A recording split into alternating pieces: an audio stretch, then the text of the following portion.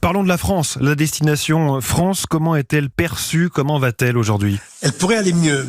Elle pourrait aller mieux. L'objectif, qui est certainement pas le meilleur, c'était d'accroître le nombre des touristes.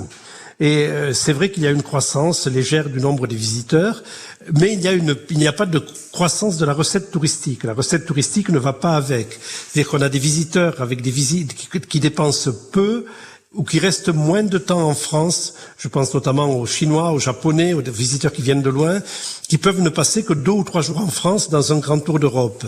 Et l'objectif des autorités touristiques françaises devrait être plutôt d'améliorer la recette, d'améliorer la qualité et de faire que les touristes étrangers et les touristes lointains ne concentrent pas leur séjour en un séjour de 3 ou 4 jours à Paris, mais découvrent les divers aspects de la France, ce qui éviterait également ce phénomène de surtourisme qui risque d'avoir des répercussions négatives sur le tourisme. Et puis la France a connu ces dernières années d'abord les attentats, il y a eu ensuite le mouvement des Gilets jaunes avec des images de débordements violents qui ont fait le tour du monde. On a maintenant les grèves. Est-ce que ça a un impact ou finalement on reste toujours première destination et on se porte pas plus mal?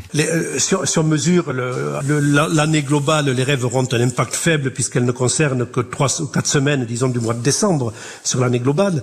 Mais ça a un impact, un double impact, d'abord sur Paris, essentiellement. Mais Paris est le point d'entrée de beaucoup de touristes long courrier qui viennent en France.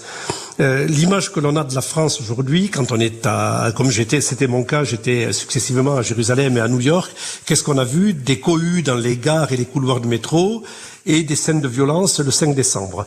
On a l'impression que la France est arrêtée et à feu et à sang, ce qui est absolument faux. Mais quand on a une telle image d'un pays, on annule ses séjours, ce qui est le cas actuellement à Paris, on annule ses vacances et où on prend des décisions de vacances, on arbitre en faveur de destinations concurrentes comme l'Italie, l'Espagne, la Grande-Bretagne. Alors j'aimerais qu'on